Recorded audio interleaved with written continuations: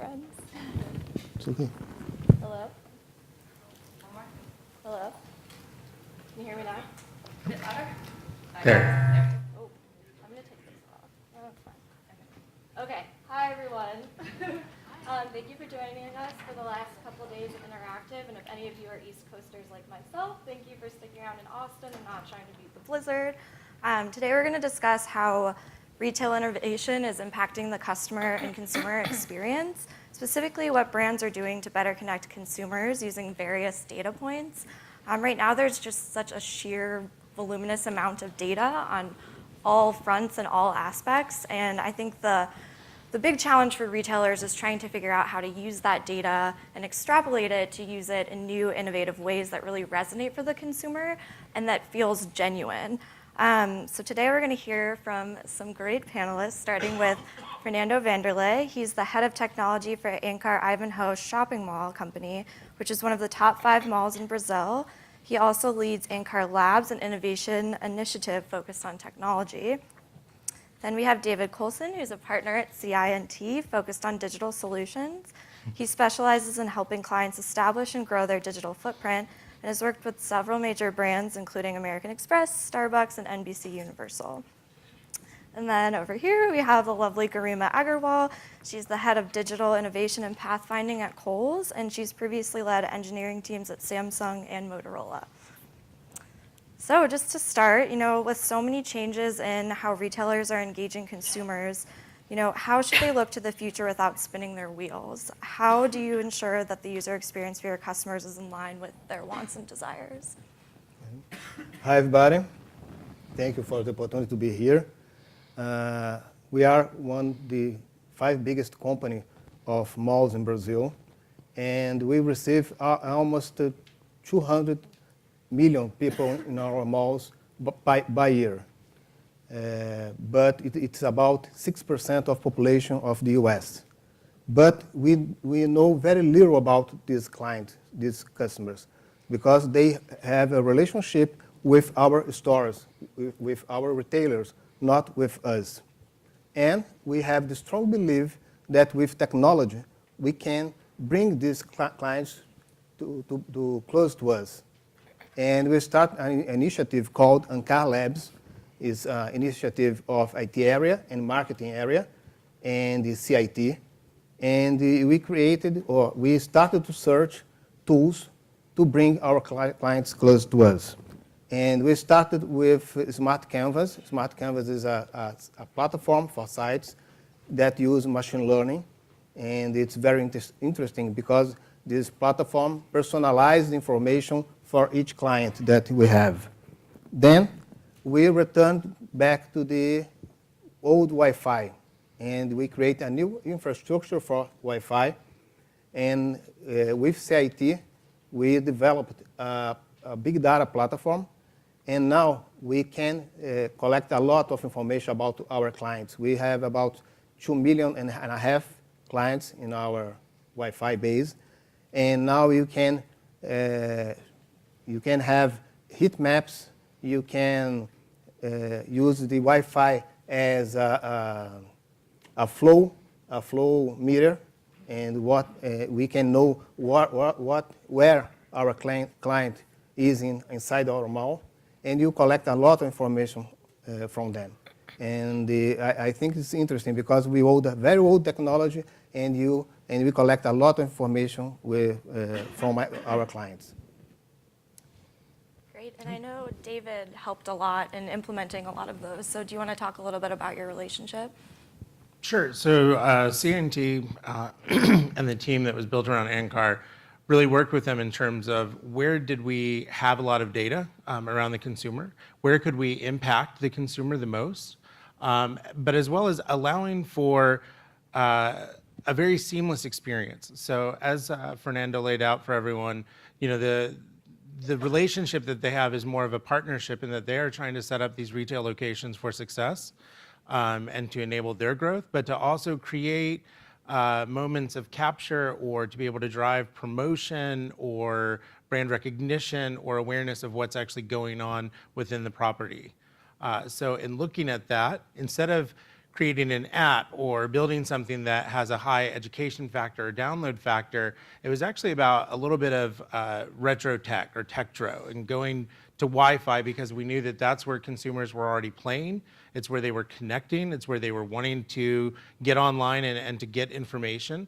And by capturing those user IDs and then anonymizing a lot of that data, we were able to create those surprise and delight moments throughout the mall.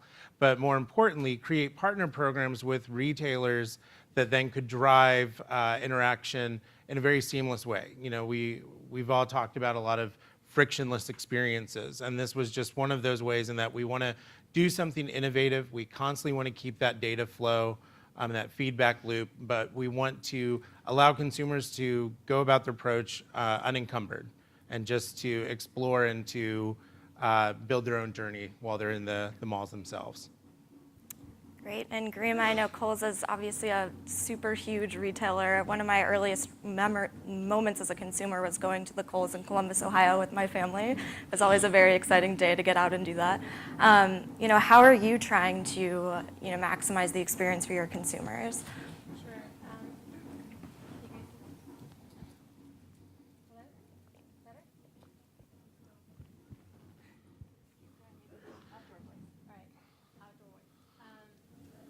I want to thank all the organizers here, especially CI&T folks. They've been absolutely phenomenal. A lot of hard work went into putting this panel together. So thank you so much for having us. Live mic. He said nice stuff. He said. Okay. So to answer your question, it's a very relevant question, and it's a very multi-layered question. And I think there's two different ways to answer it. One of them is a little bit of ideological, and there's more pragmatic ways. So what do you do today? So I'll start with a little bit of an ideological spin to the question. So we all know technology is changing the industry, not just retail, every single industry. It's changing as we speak. I mean, the pace at which it's changing is so fast that I think most retailers are struggling to keep up with the pace of that innovation. What you think today is great to work on, by tomorrow it's, customers are not even looking at it. Even more so, it's becoming even more relevant to also understand, as we talk about consumer experiences, is to understand our customers. Our consumers are also changing. Like the generational difference from X to Y to Z, there's a massive change. You can design for a particular channel, you can design for a particular kind of customer, you can design for a particular technology, but if you're not fundamentally flexible and nimble enough to be able to evolve that experience, you'll find yourself in the same position every few months to say, okay, now what do I do? Now my customer's moved on to a car. Now they're having this self-driving car experience. How do I engage there? Now I'm in a connected home. How do I engage there? So if you fundamentally look at being able to focus on understanding your customer and also be able to spot those trends, and it's not just the consumer trends, look at microeconomic financial trends as well. Why is the customer spending more today? Why didn't they spend as much last weekend? Can we put all of that information? How is the weather playing a role? How is the socioeconomic factors playing a role? How is politics playing a role? If we can fundamentally build something more dynamic, a system under the hood which understands these parameters, these external stimuli, then you're better prepared for whatever coming in. Your system, which is, especially if it's machine learning and artificial intelligence based, then your system will evolve over time. Now that's more ideological. Like what's a more pragmatic, what's a more hands-on way to address that? I think it breaks it down into three different pieces. First is obsess about your customer like there's no tomorrow. They're really committed to coming back. They want to come back. But do you really understand your customer? Look at all of your data and start to be more, rather than just being like, what happened, can we be more cognitive about our data? Can we understand them better? The second thing is, when you're thinking about that experience, the way we look at it is, we don't want, I personally very strongly believe in it, it's not about just closing that sale. What can I sell you today?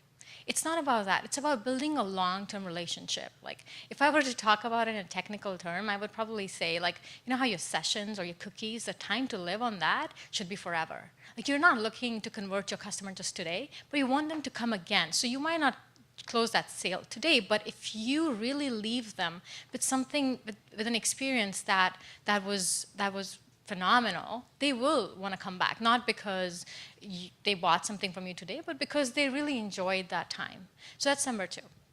Number three, underneath these two, understanding the customer and delivering the experiences is the core, is a brain.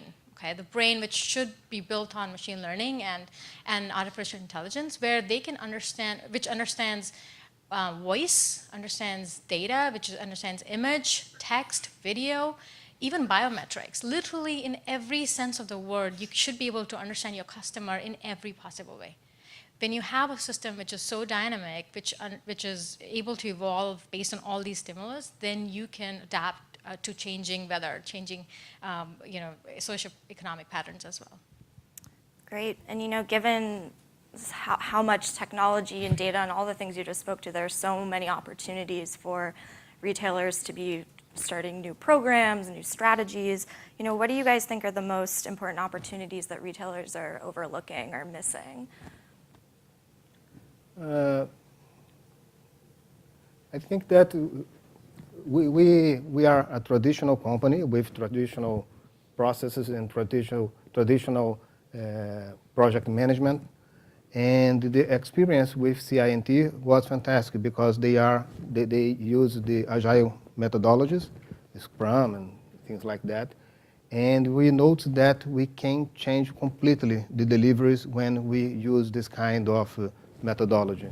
And when you think in things like fail fast or think big but deliver fast too, I think we can do more, and we can put our clients in the middle of our developing. I think this is the opportunity that many companies are losing today to use this kind of methodology. David, I know we spoke yesterday about how sometimes brands get so excited about all of these new opportunities that they go for the really glitzy, glamorous, big activations that perhaps don't really resonate with consumers. And I know you play a big role in consulting them on that. Do you want to talk a little bit about that experience? Yeah, I think in retail, and retail paired with tech can be an amazing thing, and we're seeing more brands and luxury brands embrace that. And there's a bunch of shiny objects. Like, we all want something really cool and really new, and want to try to figure out how our brand can leverage that, because we feel like that's what the consumers expect and that we want to stay cutting edge and ahead of the curve. And what we generally use as our approach is to look at the data and see kind of what the data is saying. Like, in this data-driven age, we're gathering so many points. Like, it's almost an overwhelming amount of data. But it's really looking at what's actionable within it. So we have that kind of what covered, like what is it? We've got that data.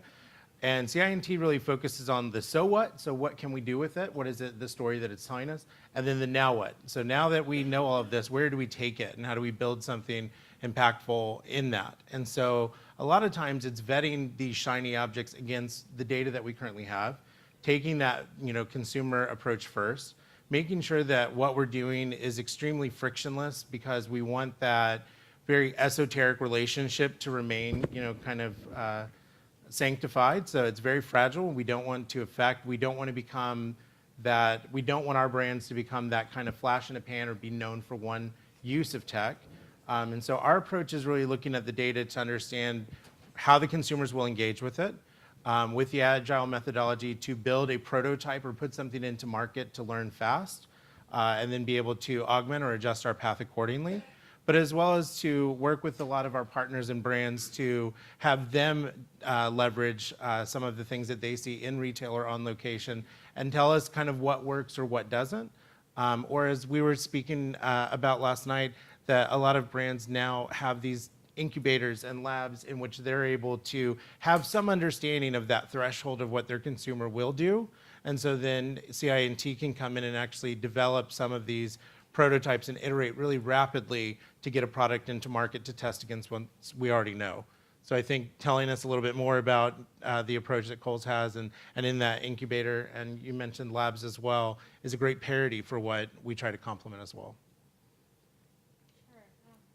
I can talk about that. Sorry about that, guys. Really sorry. So it's a difficult world for retail right now. It's really tricky. It's with all the fast fashion and flash sales. I mean, the customer has so many opportunities to just go and buy anywhere that I think it's important for retailers, especially like retailers like Kohl's. Like, I mean, we've been around for 50 years, and we have very deep roots into to what Bethany was saying in the beginning. That's our customer base. I mean, our loyal customers shop with us over and over again, and they come back because they inherently like the values that Kohl's has to offer. So I think if you look a little bit internally and try to look at what your assets are, I mean, yes, technology, I mean, I could talk all day about what we could do with technology, but if you're talking about opportunities, overlooked opportunities, one thing to keep in mind is looking internally. For us at Kohl's, I think our 1,100 some stores are a massive opportunity, and we should never, we should look at optimizing our returns on those investments. There are, as you can see from data, other retailers who do not have that kind of a base, they are looking to expand in certain ways. So we do have to experiment on what kind of layouts work really well, maybe smaller layouts in certain busy areas, so we can be in more busy metropolitan areas and have more impact. So we are experimenting with a lot with that as well. And then the other thing is our associates. So we have over 140,000 associates. They are our brand ambassadors who are interacting with our customers in three-dimensional space, and there's absolutely no replacement for that. There is no way to replace that with any experience on Bits and Bytes. So to me, those two are core values that we want to continue investing in. We want to continue to nurture them, and it's a given that every retailer, every industry has to now has to embrace disruption and be comfortable with it and constantly disrupt themselves, right? So what we do, to David's point in our lab, is that's exactly what we provide a sort of a platform for us to evaluate technologies as they're changing the shape of the industry and see how they fit well with our business. Sometimes some of them are really shiny. Sometimes there is a value under the hood, and that's where if you can connect that value to the business need is where you're unlocking potential for a technology solving a problem. So we look at it two different ways. One is our portfolio, my team's portfolio, actually touches every facet of our business. We don't just focus on digital or just stores. We do digital, we do stores, EFCs, DCs, and even enterprise. So we look at innovation across the spectrum of our business.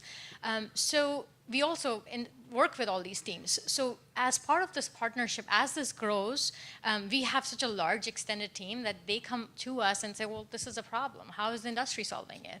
So we have the ability to tap into all the great, we're based out of the Bay Area, so we have a lot of access to great startups, accelerator programs that we tap into then to understand how is the industry reacting to these problems. Sometimes there are really great solutions that we can partner with startups to bring them in. Sometimes there aren't. Sometimes our businesses are not really focusing on that particular aspect of how the technology is changing. It might not be a burning need for our customers either. But it's important for us to tune into that. So forward-looking technologies, evaluating them and bringing them in an incubator, iterating on them over time to see whether it's working or not, what is working, what's not, and be able to move fast on that. Because that's the other thing which is important. If you're spending months to try something, then your fail fast technology, your whole concept there is a bit flawed. So it's important to quickly try things on, see which part of that is working, and evolve that strategy from there. Great. So something we're really interested about at Digiday and also Glossy, which is our fashion and tech publication where I work, is the way that internal teams are restructuring or reorganizing around data or even creating data teams where they've never had them before. So how are you guys transforming your teams to really keep up with the immense amount of information that you're balancing?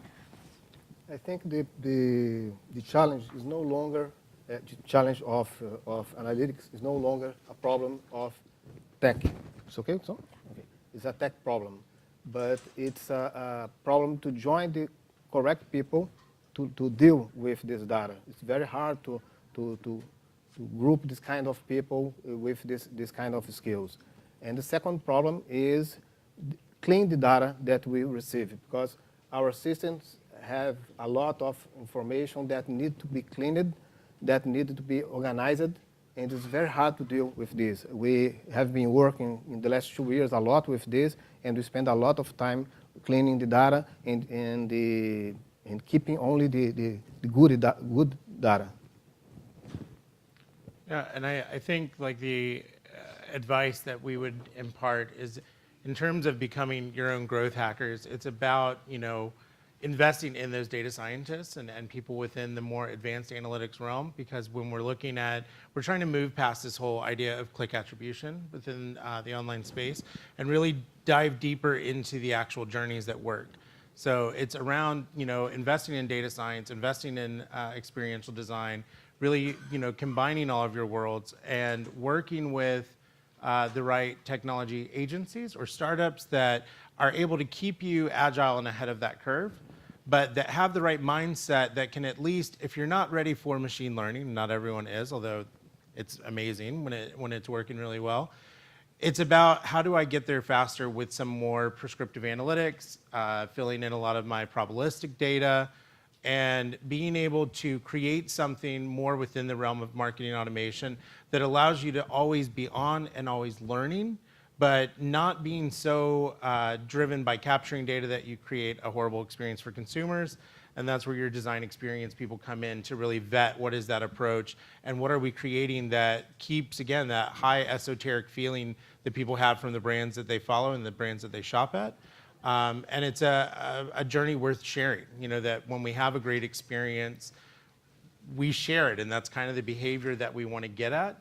And as more things come into the realm of machine learning, we're getting more at that, emotional state of shop. So not just how we feel when we share that purchase, but what kind of drove us to that purchase, and how are we figuring all those things out. So I think making the investments in those right players allows you to capture that information, to get to that now what factor, and then to have the right team so that it doesn't become such a cumbersome experience, or so you're not letting everyone see behind the curtain, and it feels very esoteric and like a good relationship in nature. Yeah, to add to, that's very well said. The only thing I would add to that is, along with teams, it's also good to have a futuristic view when you're designing your systems and your platforms, right? I think the future of technology, one of the aspects of that is also going to be ecosystem enabling platforms. So you design once, like if you have a really solid, for example, take an example of machine learning, if you have a solid NLP solution, you have a good image classification solution. If you're investing in those technologies and building those building blocks correctly, then they can be leveraged by many different teams in your organization, and then you're just reaping the benefits over and over and over again. So investing in the right talent and also investing in the right sort of thought leadership to take your teams in a streamlined approach to a place where you build on top of this. So if something else comes up tomorrow, you're not like spinning your wheels again. Great. Another thing that I'm seeing a lot in the fashion and retail world, as far as when I'm out reporting stories, is that in-store tech is bigger than ever before. A bunch of retailers are trying to get ahead of the curve with smart dressing rooms, with really high-tech mirrors that do insane things, and self-checkouts in like Rebecca Minkoff stores, mobile pay. So the actual in-store experience is evolving faster than ever before, but I think that there's the danger of falling back into that like grasping for the glitzy, glamorous, cool thing that people aren't going to use. So how are you guys navigating the in-store experience to give consumers things that are on trend but that they're still using? As my industry is a shopping mall company, I don't have a lot to say about this, but David. I'll say a lot about anything. Give me a microphone. I think for us, and Ankar being a great example of that, is again like looking kind of where the consumer is and what your threshold as a brand is to them, and kind of where they are already engaging. So when we see a high saturation in 200 million people getting on Wi-Fi, when we first turned on the program, everyone would think in the U.S. it would have a high abandon rate, and it was actually like less than 15 people that actually opted back out. And so you kind of get those moments where we had the right idea for the consumer. We were approaching them in a very easy way. They're just getting on Wi-Fi, and they can have that kind of promo feature. But it's really about evaluating what tech you want to bring into the store and that the user is going to embrace. So it's not, sometimes when we see smart dressing rooms, it's a great experience. It may be better on that luxury side than rolling out to 1,100 stores because A, it's expensive, but B, the everyday consumer might not be ready to try on something and then be prompted to see something else and what that would look like with the outfit that they're wearing. But the marriage of the online and offline world is where I think tech is exciting in retail. More that we're seeing with an Amazon, a traditionally online store, now creating those physical storefronts and trying to create that next wave of a very frictionless, quick experience. I think we'll see more of that going on, and that helping brands that have had both sides of that fence create a better offline experience and have the right mix of tech in an offline environment is what I think is exciting in that next wave of tech. The IoT of things and VR and wearables and all of those are awesome. I just think that they are more exciting for personal experience than a rollout program. We need to focus on what is that right marriage between the online and offline effort based on what consumers are doing or what we're seeing within the data, so that we're not seeing this flux or this weird behavior of we're doing great on e-com and then horrible in our physical brick and mortars. Yeah, I could talk all day myself. So, the way we look at store technology, it's very relevant for us. We have 1,100 some stores. Just as fast growing as digital commerce is for us, stores is definitely a huge area of focus. So we look at store technology in three basic ways. One is there is obviously the customer-facing technology. When you walk into the store, what is your experience with the Wi-Fi? How do you use Wi-Fi? How do you use your app? What are you using your app for? Are you searching for prices? Are you searching for products? Are you searching other stores? Then there is the technology which goes into supporting that experience could be touching our associates, all the technology that goes in educating our associates and getting them tools to perform their daily jobs and be able to be informed about all the products and any questions that customers ask. And then there's everything from the technology that supports everything from the moment that a product was designed to the moment it actually makes its hand into the hands of the customers. So there's three big buckets that we look at, and we have been putting a lot of emphasis on understanding the journey of the customer inside the store, in recognition with that journey is not where it starts. There is thousands of touch points where customers are interacting with, so you have to look at it in perspective of, okay, well, this person has come into the store, but they have already engaged on maybe this mobile platform, maybe on the app, or maybe they had a word of mouth exchange with their friends or who recommended a dress that they saw, and so on. So many different points of entries could have already happened that might have influenced their decision to come in. So it's important to be cognizant of that. But now that they're in, how do you influence that experience? So it's a lot of it has been around improving that experience to be more seamless.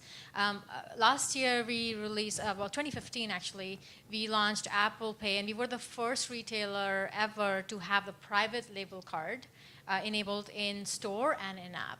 that was our first sort of step through to say, well, we really want our customers to just come in, like just spend their time shopping, really spend time doing what they really like, and then just walk through. Like the technology should not be in the way for them to check out. It's just walk out of the stores. Then we took it up one notch by releasing Kohl's Pay, which is a Kohl's white-labeled version of a payment solution, which takes it even more simpler, where you don't have to carry your Kohl's charge card, you don't have to carry your loyalty card, your wallet, your offers, your coupons. Everything is seamlessly applied, because if there's any Kohl's shoppers there, they know that we have so many different levels of engagement points. You apply your Kohl's charge, your loyalty, your offers, your coupons, your Kohl's cash, your loyalty cash. The list goes on. There's a lot of them. So now it's just seamless. You just go in and you scan a barcode, a QR code, and you're done. Everything is applied for you. You have the best price possible, and you're done. You check out. So we have really focused on providing a more and more seamless experience, and that will continue to be our focus as we are all being challenged to really think about it with the things like Amazon Go, and we are constantly innovating in that space as well. And then the other things that we have been looking at are the technologies that support this entire infrastructure. I mean, that whole experience that you have where you go pick up an item and check out is actually a very tiny sliver of technology that actually goes behind that. There's a whole bunch of operational and supply chain and store tech, the associate-facing tech that also goes. So we are putting a lot of emphasis on that as well. I think David brought up a good point earlier that the way traditional retailers operate is very different than the way like high-end luxury brands operate. So I mentioned Rebecca Minkoff, but she obviously operates very differently than say a Kohl's or a Macy's. And I think a lot of us know that as of late these traditional retailers and the mall system, at least in the United States, has been a little bit downtrodden and struggling in certain ways. Some slumping sales here and there. How do you think that investing in these amazing new technologies can help kind of overcome that slump? In Brazil, we are under a deep crisis, and sometimes crises bring good things. And I think that this is the time that the relationship is changing between the shopping mall companies and retailers. From a mistrusted relationship to a trusted-based relationship. And we are working together, not as a relation of real estate and a tenant, but as solidary sales. And now, for the first time, we connect our system to the systems of the stores. And we collect the data from the stores in real time. And this is a big change for us, because now we can implement actions, implement campaigns in real time in our malls. Great. Yeah, and I think a piece of it is that, with retail, like we've always been competitive, and so we're always trying to get more marketing saturation and more share of voice, and I think that those days have long passed. It's not about being competitive anymore, it's about being good. It's about having a great product and building upon your loyalty and knowing what created that relationship originally. And so as we're seeing some of the declines in the physical locations for retail, and as we're seeing kind of that shift, there's so many more options that are available, and consumers are smart about it, they're researching about it, they're headed that way already, that it's a great time for a lot of these brands to refocus their efforts, to refocus what's going on in the product world, where are their consumers buying products, what is sustainable about what they're purchasing, and to kind of be that be your consumer's advocate as a brand in making sure that the products that you're bringing in, the experiences that you're creating, and how you're serving those up in the online world or some of the offline stores that you still have, like how are those paired? Like how is that like a very easy and seamless experience? And being fine to say that the physical location doesn't work, and that building a better experience on e-com, creating those quick moments of purchase, making it very seamless, getting products to people faster, and more of the products that they love. So at CI&T, we say that we build things that people love. And a lot of that comes from identifying the behavior, understanding the data, and creating a product that it feels right. So I think a lot of retailers can look through that lens a little more. And by stocking your shelves with the products that people love and that that they're looking for, paying close attention to what they're saying they need, and to make it as easy as possible to get it, is where people should look to shift behavior in the offline world. Yeah, the thing that I would like to add to that, I mean, technology is going to, it's an inevitable truth that it is touching every single business, every single industry, and it's touching it in a really great way, right? It's enabling us to do a lot more things, a lot more smarter things. So smarter machines are definitely a reality, and it's important for us to embrace that and really put our arms around it and say, well, what does this do for me? Machine learning and artificial intelligence can truly transform your business in many different ways. Just understanding your customer, ability to deliver customer experiences, there's just many tiers of value that it can add. And I think it's an inevitable reality because I mean, our grandkids, the way the technology is evolving, that pace is just phenomenal. Our grandkids will probably not know how to drive a car, right? Because they wouldn't need to. Their kids will probably laugh at the idea that you drove cars around yourselves, and well, we literally drive our kids around all the time, so they'll find that very funny. But I think it's going to be a very different world, and I think all that sounds like fiction. It's probably going to become a really wonderful reality. So it's important to invest in technology. It's important to and understand it. We do actually, even though we do have a scale, we do have to think about scaling across 1,100 stores. We do look at virtual reality. We do look at robotics. We look at wearables. Because it's important to understand what this technology really means. If you're not looking at it, not everything that you look at has to be rolled out, because only when you spend time investigating that and playing with it and exposing your customers to it will you really understand whether they want it or not, or how do they want it, or whether which aspect of it that really works for your business. So it is important to experiment and innovate in different aspects of technology. And I mean, I'm a very passionate machine learning enthusiast, so I could talk about that for a while. But I think it's to me, technology is going to be at the core of some great experiences that. And a great lifestyle, I think, in general, for our customers. Yeah, I think those are all great points, and it's increasingly alarming to me that 5-year-olds are more tech savvy than me, and my little cousins are navigating their phones in ways I had no idea I even could. But that's the reality that we're heading toward, which is wild. But when you guys are using all of these data points and really evolving your companies, I think that there's, especially in this day and age with cybersecurity risks and breaches and all of that nature, there's a tendency to be concerned about security, especially when you're getting more and more consumers on your Wi-Fi system.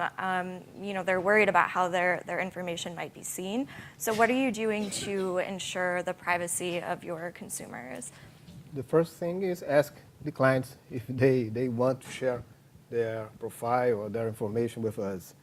And then we need to have a strong IT policy, security IT policy with everything that is related with this, good partners, and we need to believe that the data of our client is our responsibility, even this data is with our partner. Maybe sometimes we need to use suppliers, use constants, and they need to have the data to process the data, but the responsibility of this data is ours. And if you had a data leak, this is very serious to the image of the company. Yeah, I mean, I think it's just as simple as keeping data private and having the right infrastructure to ensure security, especially about a lot of the transactional information. So although that's great to be able to build a better use case for how we get you to shop more, buy more, bundle up, or kind of what your threshold or how often you shop with us is, it's not always the it factor that we need to use. And so keeping more transactional data secure, really building off of some of the more behavioral and engagement data that we have, creating those various silos of data that we can keep and make actionable, I think is really important. Only because data, a lot of the transactional data and unique data that we keep now is really what people want. We're becoming very easily identifiable, various means, where it used to just be that transactional information that we wanted. So I think there's a way to kind of leave that aside and to build better programs off of the million other data points that we're capturing that don't impact kind of that unique data that we get from consumers. So on the kind of that deterministic data that we have is treating that very differently than we do the probabilistic and more behavioral data that we can use. So privacy and security are the absolute top priority for us at Coles. To the extent that as a developer, sometimes it is frustrating to get access to the data. I mean, it truly is one of the most important aspects of our security policy to make sure that the data is secure, it's encrypted at rest and in transit, and we are using all the latest and greatest encryption and cryptographic assurance mechanisms to make sure that our customers are protected. So there is a bit of a conflict, and we are trying to understand customers better. So you need more data, and how do you get that data without really being intrusive? I think there is a generational progression that we're seeing in our customers as well. It's actually, to me personally, I'm very private with my information and things like that. But it always surprises me when I talk to younger generations how, first of all, how technically good they are, but also how open and comfortable they are. So it's not really about getting your data. It's not about saying, let me just figure out who this person, like what they do. It's really about being able to deliver a compelling experience by understanding you better. So if there is comfort amongst your customers to say, okay, well, fine, I can tell you a little bit more about myself, but at the end of that, is there a more premium experience, a more luxurious experience, because it's been curated for me, then there's possibly a better way to address this problem where you're not being intrusive, you're not gathering data without their knowledge. So be transparent in what you're collecting and why you're collecting it. And I think people see that, and they would be more open and responsive to providing and sharing more information, provided you can show them, be transparent enough to show them this is what you're collecting it for, and this is how you're going to protect it, and it's not going to be shared, and so on.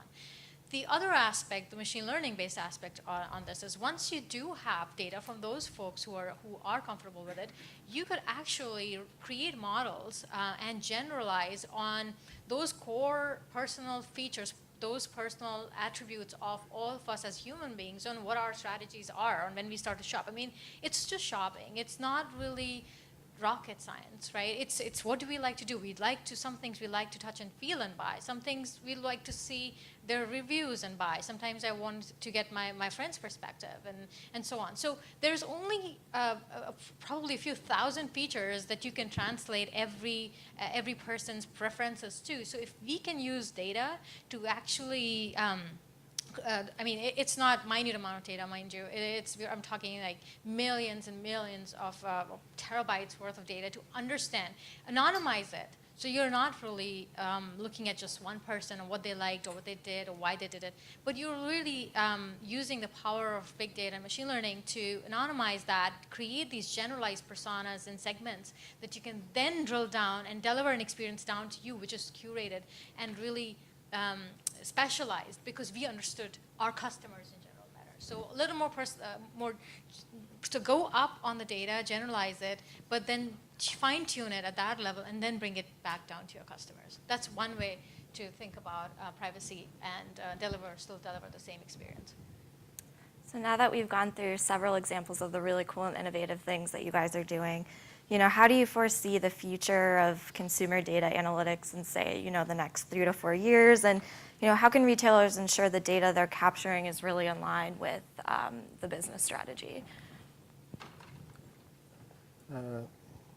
Related with analytics, I think that many companies are proud about their business BI, the business intelligence, and other systems, but really they have a report generator. There is no intelligence in their analytics. And I think the next step is use things like machine learning and other features to really preview things, to really know about the future. Analytics as a predictive tool. Yeah, and I think a few things that we look for. So really the evolution of data and analytics. Originally it was how much can we capture and then what do we do with it? And we moved into those forecasting models and data visualization to help us identify predictive analytics, or to say this is the path we expect you to take, or this is what we expect you to do, and this is the information that we'll get back from that, or how we'll adjust path. I think what's next in it and where we're seeing a higher adoption is in the prescriptive analytics. So having identified what that data capture is and applying those call to actions upon it, it's almost like creating additional layers of journey within single action that allow us to kind of put all data at parity and see where more of those connective tissues or experiences are, so that we're better able to augment a path or create a new path that mimics that natural flow of what consumers are doing. So I think moving, it's like, I think 10% of brands currently use some sort of advanced analytics or prescriptive analytics.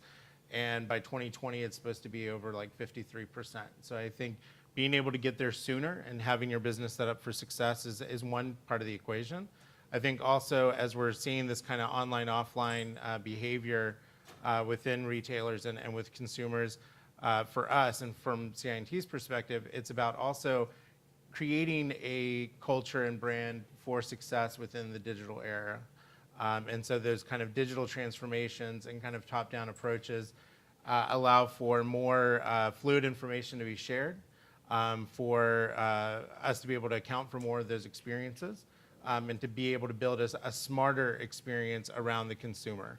And so we work with a lot of companies that are a little apprehensive or can't work that way because they're highly matrices or matrixed and enterprise. And so we come in and help them identify how they can move there faster and be able from the top down to digitally transform the organization that then allows them to be able to do more of what they want to do with consumers within the retail space.